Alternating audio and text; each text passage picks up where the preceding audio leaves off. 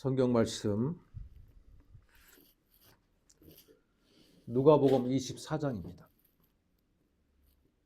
13절에서 35절. 본문이 좀 기니까 한 절씩 저와 여러분이 교독하겠습니다. 24장 13절에서 35절입니다.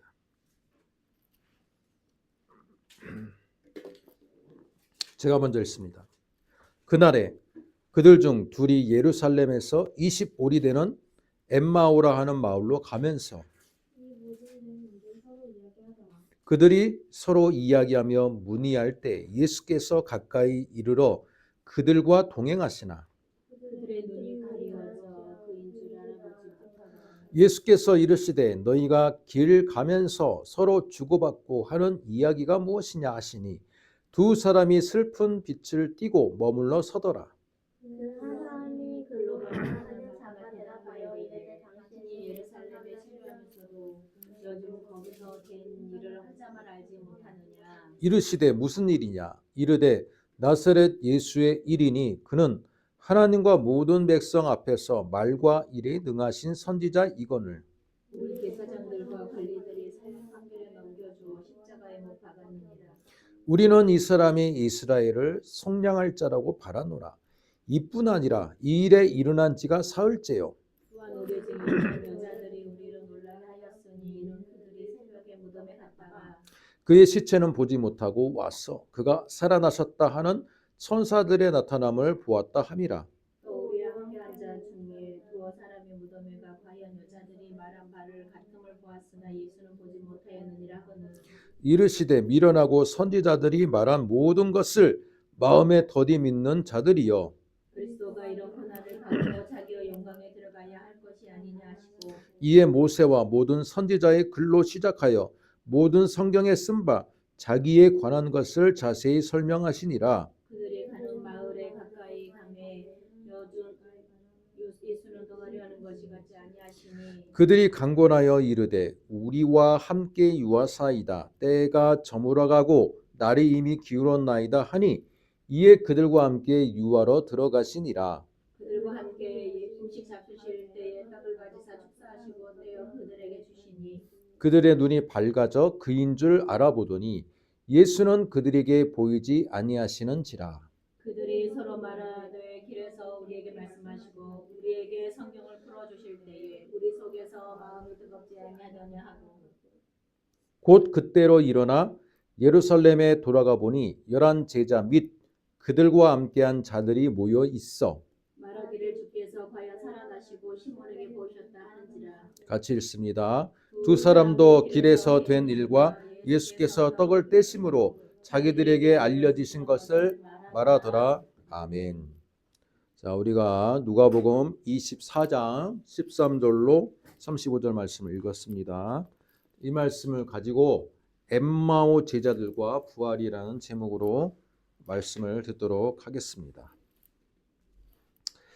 반갑습니다. 4월의 세 번째 주일입니다. 세 번째 주일날에 벚꽃이 만개하고 이제 만개에서 좀 지는 상황이지만 그래도 벚꽃이 한참 피었을 때 이렇게 우리가 부활절을 맞이하게 되었습니다. 또한 장애인의 날이기도 합니다. 그래서 예수님께서 이 세상에 장애인들과 같이 약하고 힘든 자들의 친히 그들의 친구가 되어주셨고 섬김을 모범을 보여주셨는데 오늘 부활절이 바로 그런 의미에서 더욱더 뜻깊은 부활절이다라는 생각을 해보게 되었습니다. 옛날에 부활절하면 계란이 생각나고요. 제가 부활절 메시지라고 제가 오늘 교회 단톡방에다 메시지를 뜨는데 부활절이라고 치니까 그 자동으로 뭐가 나옵니까? 계란이 나오고 자동으로 여러분 카톡 옆에 보면 자동으로 뜨는 그 문자들 있죠. 부활절 하니까 바로 계란이 나오더라고요. 부활절 하면 계란이 그 많은 세상 사람들도 계란을 먼저 인식하는 것 같습니다. 제가 어릴 때만 해도 부활절 하면 연합예배를 많이 생각했습니다. 또는 부활절 행사들, 물론 계란도 있었지만 여러 가지 교회마다 교회 여러 가지 행사들을 많이 했습니다. 그 중에 대표적인 것들이 서울 경기도권 서울 지역은요, 잠실 주경기장에 모여서 거대한, 그죠? 연합예배의 모습을 보여주었습니다. 오늘 이번 올해는 그런 모습은 없는 것 같아요. 그냥 조용한 부활절입니다. 조용한 부활절.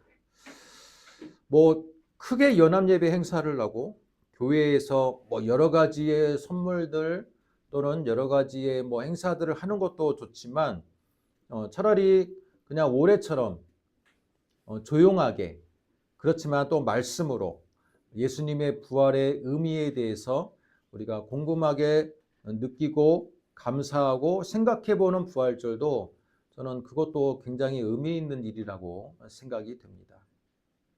혹시 여러분에게 계란을 주지 못해서 달걀을 받지 못해서 안타까워하시는 분이 없으시기를 바라겠습니다. 기독교의 여러 의미 있는 날 중에 부활절이 있고요. 그 다음에 예수님의 탄생을 축하하는 성탄절이 있고, 또는 성령의 강림을 축하하는 성령 강림절이 있습니다. 그 중에서 전통적으로 우리가 기억하는 바, 여러분, 가장 크고 매스컴이나 주변의 세상 사람들도 많이 주목하는 그런 기념일은 바로 성탄절이라고 볼 수 있습니다. 연말이 되면 성탄절로 인해서 더욱더 서양은 뜨겁고 또 연말을 결산하는 의미도 있고, 그래서 일주일 동안 휴가도 떠나고 여러모로 바쁜데, 실제로는 이 세 가지의 주요와 의미 있는 날 중에서 가장 중요한 날은 저는 부활절이라고 봅니다. 예수님의 탄생, 성령의 강림도 중요하지만 여러분, 예수님의 부활이 없다면 바로 우리가 믿는 이 개신교, 그죠? 예수 그리스도를 믿는, 구주로 고백하는 우리 종교가 형성될 수가 없었습니다. 타 종교에서도 예수님에 대해서 성인으로 모시고 인정하는 종교들 많이 있습니다. 이슬람도 예수 그리스도를 선지자로서 인정을 합니다. 또 유대인들도 많이 예수 그리스도를 선지자의 부류 중에 하나라고 생각하는 사람들도 꽤나 많이 있습니다. 하지만 그들과 우리가 근본적인 차이는 뭐냐면 예수님의 부활을 믿느냐 믿지 않느냐의 차이라고 볼 수 있습니다. 예수님의 부활을 믿고 또 예수님이 내 죄를 위해서 십자가를 지셨다는 것을 믿을 때 비로소 우리는 그리스도인이 되는 겁니다. 그런 의미에서 오늘 이 부활절은 굉장히 우리가 마음으로 기뻐하고 감사하고 축하할 만한 날이라고 저는 그렇게 생각합니다. 예수님의 부활에 대해서요, 저는 오늘 팩트에 근거한 객관적인 부활과 주관적인 부활을 두 가지로 나누고 싶습니다. 팩트에 근거한 객관적인 부활이란 건 뭡니까? 예수님의 부활이 역사적인 사실이었다고 믿는 우리들과 같은 부류들이고요. 주관적인 부활은 뭡니까? 주관적인 부활은요, 현대 신학자들이 그렇게 많이 주장하고 믿는 자들인데, 주관적인 부활은 뭡니까?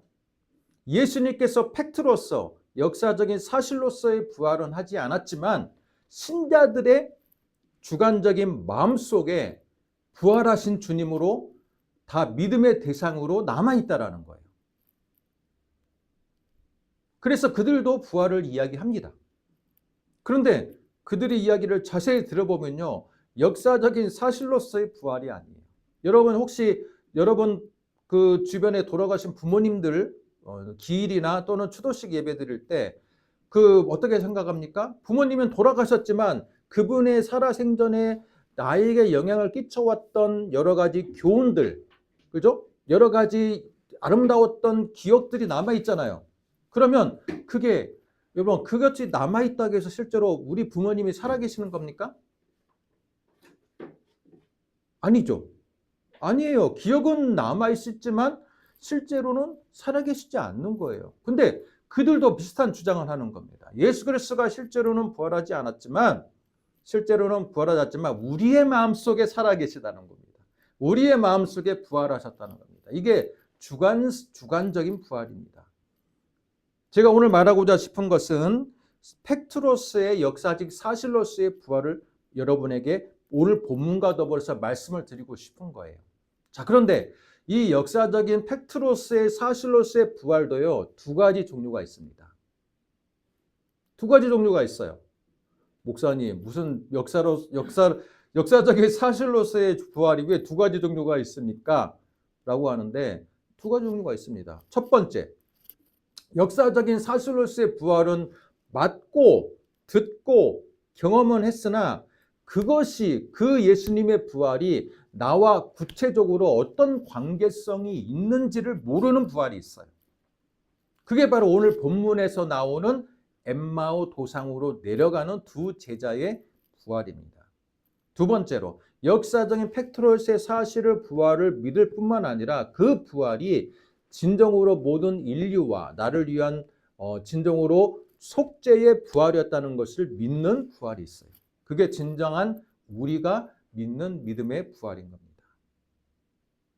근데 이 두 가지 부활이요, 많이 성격이 달라요. 많이 성격이 다릅니다. 제가 오늘 본문을 보기 전에 시 하나를 읽어드리겠습니다. 여러분이 고등학생 이상이라면 한 번 정도는 들어봤을 시입니다. 자, 시 한번 읽어드리겠습니다. 내가 그의 이름을 불러주기 전에는 그는 다만 하나의 몸짓에 지나지 않았다. 내가 그의 이름을 불러주었을 때 그는 나에게로 와서 꽃이 되었다. 내가 그의 이름을 불러준 것처럼 나의 이 빛깔과 향기에 알맞은 누가 나의 이름을 불러다오. 그에게로 가서 나도 그의 꽃이 되고 싶다. 우리들은 모두 무엇이 되고 싶다. 너는 나에게, 나는 너에게 잊혀지지 않는 하나의 눈짓이 되고 싶다. 이 시의 제목은 뭡니까? 김춘수 시인의 꽃입니다. 여러분이 잘 알고 있는 시인데요. 제가 왜 이 시를 읽어드렸을까요? 이 시가 언제 쓰여졌는지 알아보니까 1952년이더라고요. 여러분, 6.25 전쟁이 끝나지 않은 시점에 이 시가 쓰여졌습니다. 김춘수라는 이 시인이 중고등학교 교사의 경력이 있던 시절, 교사로 근무하던 시절에 전쟁도 끝나지 않는 그 어수선한 시절에 자신의 그 책상 앞에 이 꽃병 화분이 있는 것을 보고 갑자기 시상이 떠올라서 자, 이 시를 썼다라고 하는데, 전쟁 중이고 어수선한 사회가 어수선했을 거 아닙니까? 그러다 보니 이 꽃의 아름다움이 바로 앞에 있음에도 불구하고 인식을 못했던 자신을 그런 생각이 들면서 이 시를 저작을 했습니다. 여러분, 이 시에서 말하는 이름을 불러준다는 건 뭡니까? 이름을 부르기 전에는 다만 하나의 몸짓에 지나지 않았다. 의미 없는 존재였다는 겁니다. 이름을 불러준다는 것은 그 대상을 정확히 인식하고 대상에게 내가 의미를 부여한다는 뜻이죠. 우리 국어 선생님이신 송경화 선생님들이 푹 계시지만 이 시는 바로 그거예요. 바로 아름다운 존재가 있음에도 불구하고 내가 이름을 인식하지 않고 이름을 불러주지 않았을 때는 그냥 하나의 몸짓이었어요. 의미 없는 존재였다는 겁니다. 하지만 내가 그의 이름을 불러주었을 때, 그에게 의미를 부여하고 관심을 내가 주었을 때 비로소 그 꽃은 나에게 꽃이라는 의미가 되었고 나의 인생의 의미로 다가왔다는 겁니다. 마찬가지로 나의 인생에도 누군가 나를 내 빛깔과 향기, 나의 존재의 본질, 나의 개성, 그것에 맞는 내 이름을 불림을 당하기를 원하고 그를 통해서 나도 다른 많은 사람들에게 꽃이 되고 싶다라는 거예요. 존재의 의미를 내가 갖고 싶다라는 소망이 담겨 있는 시입니다. 야, 전쟁통에 그것도 지금으로부터 70년 전에 이 시를 썼다라는 거 볼 때 참 이 시인의 시적인 이 상상력과 문학적 상상력과 또한 근본적으로 가지고 있는 그의 이 철학적인 이 배경이 굉장히 놀랍습니다. 최근에 쓰여진 시인 줄 알았는데 그렇지가 않아요. 제가 왜 이걸 이야기하겠습니까? 바로 아름다운 대상이 있음에도 불구하고 그것을 정확하게 내가 의미를 부여하고 본질을 인식하지 못했을 때는 하나의 몸짓으로 끝나는 겁니다. 마찬가지예요. 예수님의 제자들이 지금 분명히 엠마오로 내려가고 있는 제자들이 있는데 그 제자들도 예수님의 부활에 대한 소식을 이미 듣고 내려가는 겁니다. 예수님이라는 정말 아름다운 이 시인으로 말하면 꽃과 같은 예수님의 부활의 사건이 있고 그것이 바로 눈앞에 그들에 펼쳐졌음에도 불구하고 그들이 그 부활의 의미를 전혀 깨닫지 못했을 때는 하나의 몸짓이었습니다. 하나의 예수님의 부활은 하나의 그냥 팩트로서의 사실일 뿐이에요. 그게 더 이상 우리들에게 우리 인생에 큰 영향력을 발휘하지 못했다는 겁니다. 그러나 그 내려가고 있는 제자들에게 예수님이 다가와서 그 말씀을 전해주고 말씀이 예수님이 진정으로 부활의 의미에 대해서 깨닫게 해주는 순간에 비로소 예수님의 팩트로스의 부활은 그죠? 나에게 진정한 구원의 의미로서의 부활로서 다시 한번 내 눈들이 제자들의 눈들이 뜨여지게 되었다는 겁니다. 눈이 뜨여지게 되는 순간 그것은 더 이상 몸짓이 아니라 뭐예요? 진정한 꽃. 우리에게는 진정한 구원의 의미로 다가왔다는 겁니다. 오늘 목사님 이거 너무 국어 시간과 같은 그런 교훈을 주시는데 저는 항상 부활절에 이 엠마오 제자를 볼 때마다 이 김춘수 시인의 꽃이 생각났어요. 제가 그런데 설교할 때 김춘수 시인의 꽃을 이야기한 적은 거의 내 기억에는 없어요. 근데 항상 이 꽃이 생각이 났어요. 의미를 부여하느냐, 예수님의 부활에 대해서 의미를 부여하느냐, 부여하지 않느냐에 따라서 똑같은 팩트로스의 부활이지만 그게 갖는 의미는 너무나도 다르다는 거예요. 그렇지 않습니까? 자, 오늘 말씀으로 들어가겠습니다. 둘이 예루살렘에서 25리는 약 10km입니다. 여러분, 예루살렘은 산꼭대기에 있는 도시입니다. 그래서 예루살렘에서 어디로 간다 했을 때 어디로 가는 것은요, 내려가는 거지 올라가는 게 아니에요. 해발 820m 정도에 있는데요. 이 820m가 제가 그 주변의 산들을 지금 보니까 어느 정도냐면요, 북한산 꼭대기 있죠. 인수봉. 북한산 자락에 있는 그 정도 높이의 도시가 있어요. 800m가 넘는 해발. 그 도시에서 내려갑니다. 다 내려가. 근데 이게 상징하는 건 뭐냐면요. 예루살렘은 가장 꼭 산꼭대기에 있는 도시잖아요. 유대 땅에서. 그러니 예루살렘만큼 하늘과 가까운 도시가 없고 하나님과 가까운 도시가 없어요. 그래서 예루살렘은 하나님을 만나기 좋은 도시예요. 그런데 예루살렘에서 내려간다라는 것은 영적인 의미는 뭡니까? 그들은 점점 하나님으로부터 멀어지고 있다라는 거예요. 멀어지고 있어요. 이 엠마오 제자가 그렇습니다. 엠마오라는 동네로 내려가는데 약 10km가 내려가요. 쭉 내려가고 있어. 예수님의 부활의 장소에서 점점 멀어지고 있어. 그런데 그들이 뭡니까? 이 모든 된 일을 서로 이야기하더라. 모든 된 일이 뭐예요? 지금 사흘 동안에 있었던 일들을 서로 이야기하는 거예요. 이들이 지금 말하고 있는 시점이 왜 사흘이 지났는지 여러분 어디에 나옵니까? 21절에 나옵니다. 21절. 우리는 이 사람이 이스라엘을 속량할 자라고 바랐노라. 이뿐 아니라 이 일이 일어난 지가 사흘째요. 그죠? 사흘째입니다. 부활의 아침이에요. 부활의 아침을 경험하고 소식을 듣고 내려가는 거예요. 그런데 15절. 그들이 서로 이야기할 때 예수께서 가까이 한 분이 즉 가까이 그들과 가까이 다가와서 동행하는데 그 동행하는 사람이 있는데 부활하신 예수님임에도 불구하고 눈이 가리워지니까 예수님을 못 알아봅니다. 못 알아봐요. 예수님이 묻습니다.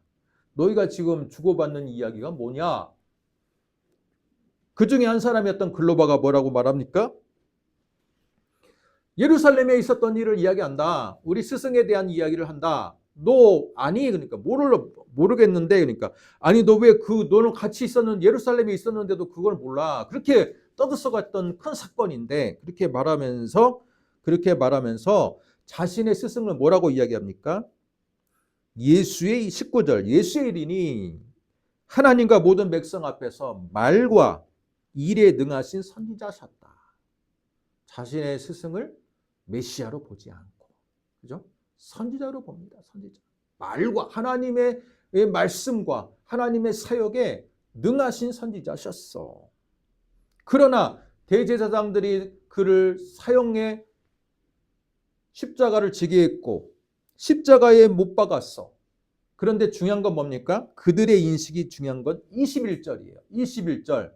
여러분, 그들의 왜 옆에 부활하신 스승이 계심에도 불구하고 눈이 가리워서 스승을 못 알아봤는지 결정적인 이유가 21절에 나옵니다. 같이 한번 읽어볼까요? 시작. 우리는 이 사람이 이스라엘을 속량할 자라고 바랐노라. 이뿐 아니라 이 일이 일어난 지가 사흘째요. 부활을 안 믿었다고요? 제자는 부활을 안 믿은 거잖아요. 부활을 안 믿은 게 아니에요. 여러분, 부활을 믿었어요. 자, 21절. 우리는 이 사람이 이스라엘을 속량할 자라고 바랐다. 속량이 뭡니까? 속량이라는 것은 속전을 지불해서 사오는 겁니다. 속전은 뭡니까? 속량이라는 것은 노예를 해방할 때 쓰는 용어예요. 원래가.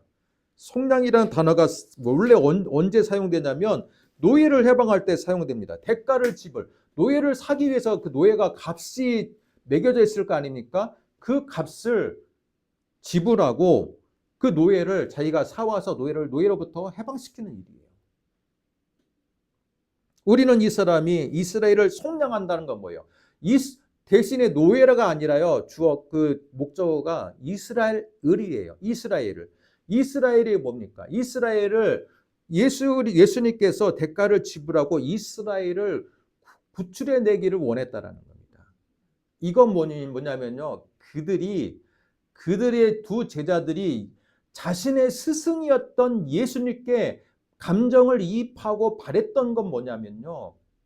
부활해서 우리를 죄를 구속해주는 구원자가 되기를 바란 게 아니라 우리 이스라엘을 로마의 압제로부터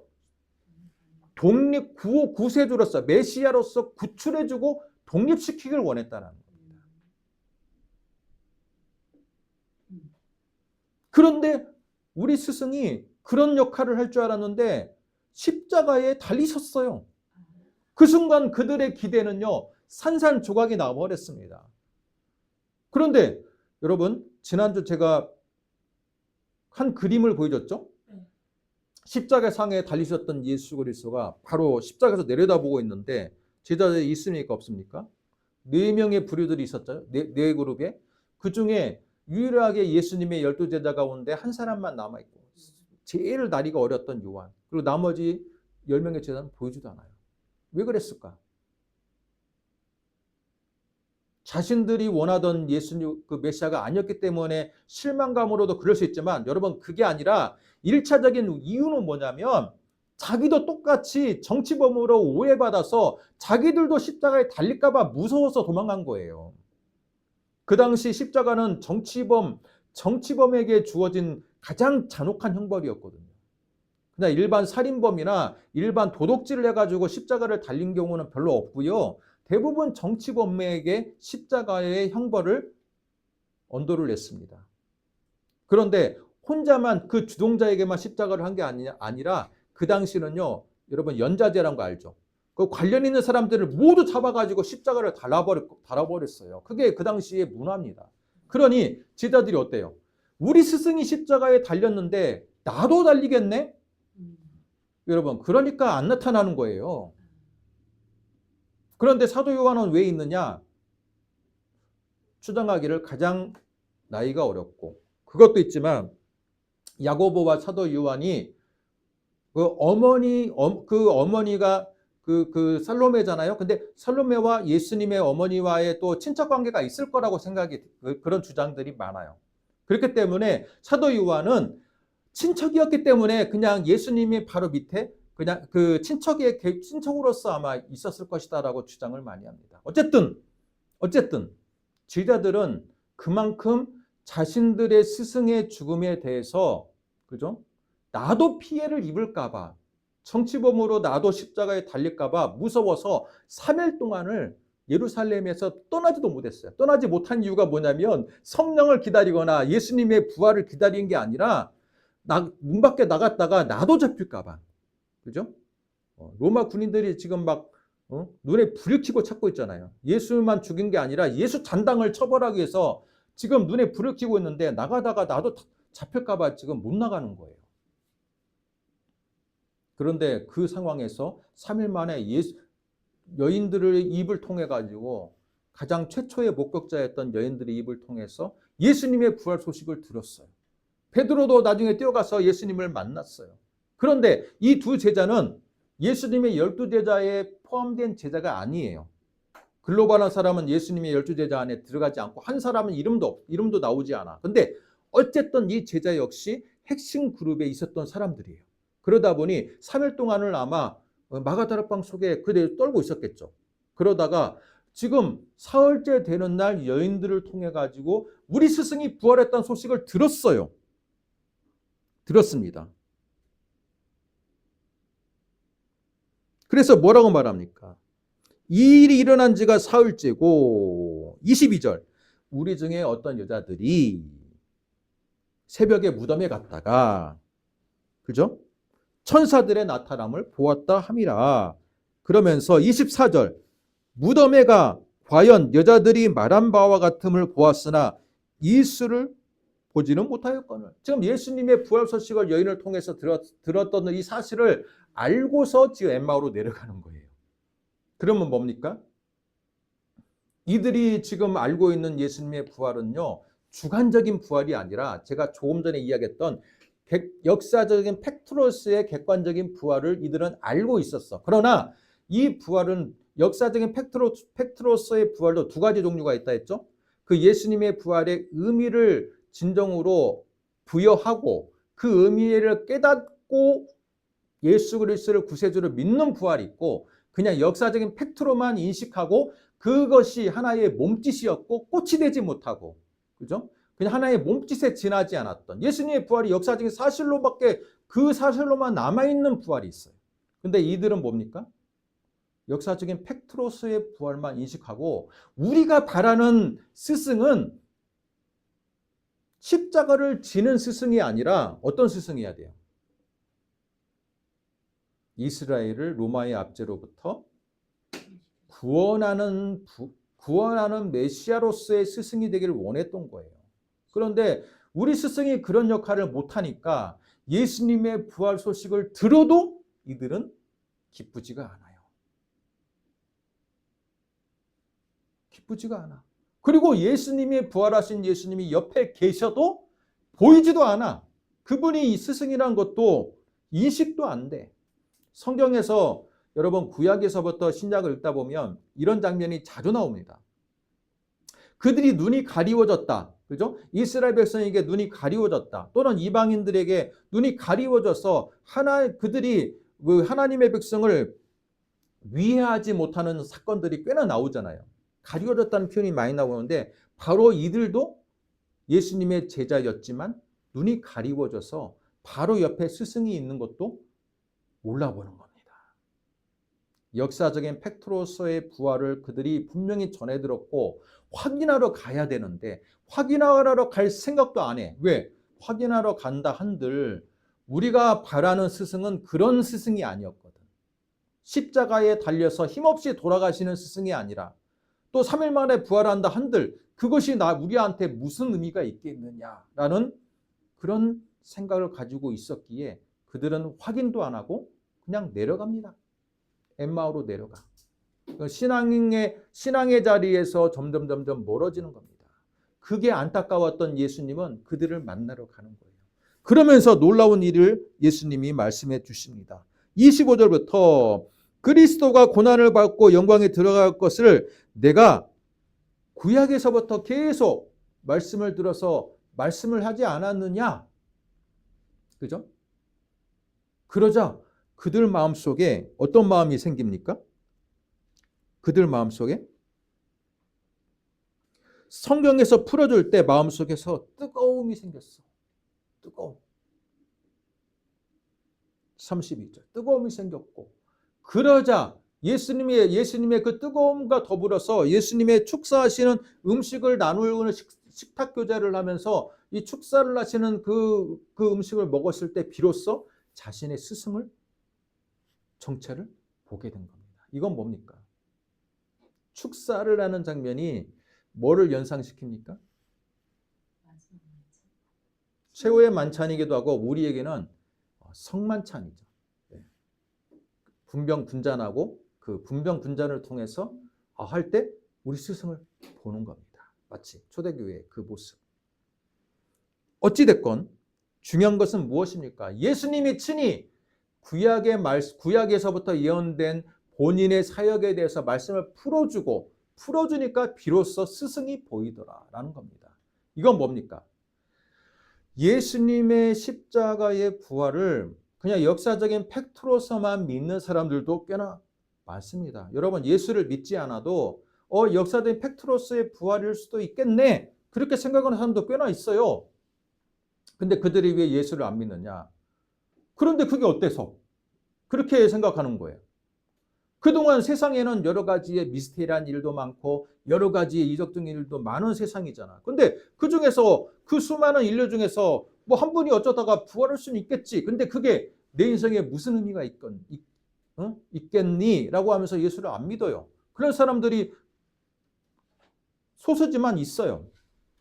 그 사람들에게 부족한 건 뭡니까? 예수님의 진정한 부활의 의미를 깨닫지 못하는 거예요. 마치 엠마오로 내려가는 두 제자처럼 그것을 모르니까 눈이 가리워져서 바로 예수님의 그 사역의 의미를 깨닫지 못하는 겁니다. 깨닫지 못하는 거예요. 예수님의 부활은요. 그렇기 때문에 성경의 예언에 비추어서 또한 예수님의 그 복음서에 기록된 말씀에 비추어서 예수님의 말씀의 그 예언대로 성취가 된 부활이라는 것을 믿음으로 성령의 조명으로 받아들일 때 비로소 예수님의 부활은 우리를 위한 부활이고, 그죠? 우리 죄인들을 위한 부활임을 우리는 비로소 믿게 되는 겁니다. 여러분은 어떻습니까? 부활절을 맞이해서 진정으로 예수님의 부활에 대해서 엠마오에 내려가는 제자들처럼 예수님의 부활이 내 인생에 뭐 어떤 의미지? 그렇게 생각하는 부활일 수 있어요. 예수님의 부활의 소식을 지금 듣고 있지만 그럼에도 불구하고 지금 내가 처해 있는 삶은 여전히 어렵고 힘들어요. 그래서 예수님의 부활이 오늘 목사님을 통해서 지금 다시 전달해지고 있는데 여전히 나의 어려운 이 삶의 현실 때문에 그래서 그게 예수님의 부활이 그게 나한테 어떤 의미인데 그렇게 반문하거나 그렇게 생각할 수도 있어요. 그런 사람이 여러분 가운데 있다면 그건 여러분은 엠마오에 있는 제자들과 같은 마음가짐인 거예요. 스승이 부활했던 소식은 들었지만 그게 우리들의 바램하고는 다른 스승의 모습에 그들은 마음을 열지를 않았어요. 그들은 우리 스승이 어떤 스승이길 원했어요? 십자가에 달리시는 스승이 아니라 힘이 세가지고, 그죠? 다윗과 같이 리더십이 있고 많은 사람들을 인솔해서 우리 민족을 구출하는 메시아가 되길 원했던 거예요. 내가 바라는 메시아가 되지 않았기 때문에 예수님의 부활이 큰 의미로 하나의 몸짓에 지나지 않았던 거예요. 근데 그게 여러분 그 엠마오로 내려가는 제자들에게만 해당하는 게 아니라 우리한테 해당할 수 있다는 거예요. 내 삶이 지금 어렵고 힘든데 경제적으로도 어렵고 또 정치적으로도 어렵고 그래가지고 계속 어려운데 예수님의 부활 소식을 들어도 내가 어려움에 처해 있는 환경이 하나도 그 예수님의 부활이 나의 이 어려움에 처해 있는 환경에 영향력을 미치지 못한다라고 생각하는 사람들은요, 엠마오로 내려가는 제자들과 같은 사람들이에요.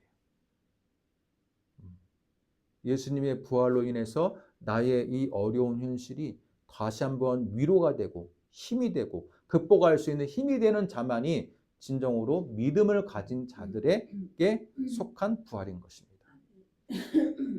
사랑하는 성도 여러분, 여러분은 지금 어떤 상황 가운데서 이 부활 소식을 듣고 있습니까?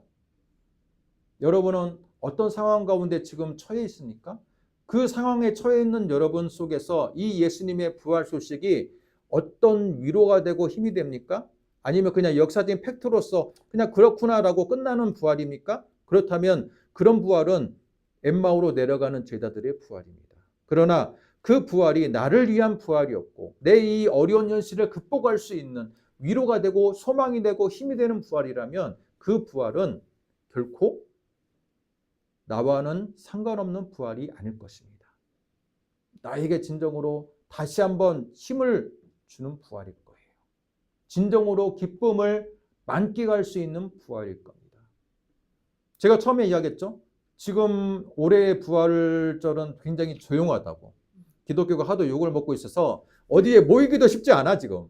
어디 체육관 빌려가지고 모이려고 하면 뭐 기독교가 또 모이네 하면서 얼마나 또 주목의 대상이 되고 욕을 먹겠습니까? 그러니까 각 교회마다 조용히 부활절 하고 있는 것 같은데 오히려 그런 부활절도 저는 더 깊이 의미가 있다고 생각합니다. 떠들썩하게 부활절 하지 않아도 우리의 마음속에 예수님의 부활로 인해서 나에게 다시 한번 위로가 되고 소망이 되고 힘이 되는 부활이라면 그 부활절은 나에게 굉장히 의미가 있는 부활인 겁니다. 제자들은 눈이 뜨여진 순간 다시 어디로 올라갑니까? 말씀을 보세요. 다시 어디로 올라가요? 다시 엠마오로 끝까지 가던 거 갑니까?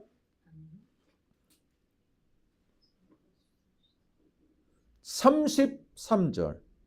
곧 그때로 일어나 예루살렘에 돌아가 보니 11 제자 및 그들과 함께한 자들 예루살렘에 다시 올라갔어요. 이건 뭡니까? 신앙이 예수님의 부활의 장소에서 점점 나락으로 가고 있던 그때 예수님께서 친히 나타나셔서 부활의 의미를 깨닫게 하고 눈이 열리니 다시 어디로 가요? 예루살렘으로 가요.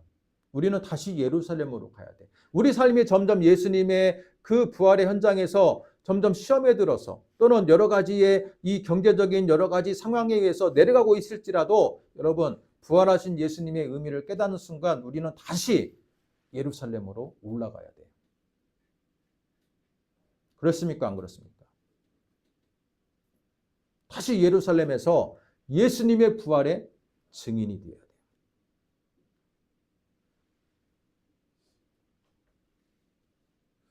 열한 제자들에게 다시 열한 제자들은 지금도 두려움에 떨어서 여러분 방 안에서 이 집 밖으로 나가지 못하고 있어요. 근데 다시 가가지고 그들에게 가가지고 예수님의 부활에 대한 스승을 만났다는 이 소식을 전합니다. 예수님 바로 제자들이 힘을 얻기를 원하셨어요. 엠마오로 내려가기를 원치 않고 다시 예루살렘으로 올라와서 예수의 증인이 되기를 원했어요. 예수의 증인이 되려면 예수님의 부활을 역사적인 팩트로만 아는 부활이 아니라 그 부활의 진정한 의미, 진정한 말씀의 해석, 그것이 다 조합이 되어서 아름다운 그 부활의 의미를 깨닫게 될 때 비로소 예수의 증인이 될 수 있는 겁니다. 사랑하는 성도 여러분, 오늘 부활절을 통해서 진정으로 예수님의 부활이 하나의 몸짓이 아니라 꽃으로서 우리의 인생의 꽃으로서 우리가 의미를 찾고 부활의 의미를 발견함으로 인해 진정으로 우리 인생의 그 부활이 힘이 되고 위로가 되고 소망이 되는 그런 여러분 되시기를 주님의 이름으로 축복합니다. 기도하겠습니다. 하나님 아버지 은혜와 사랑을 감사합니다. 오늘 부활절을 맞이하여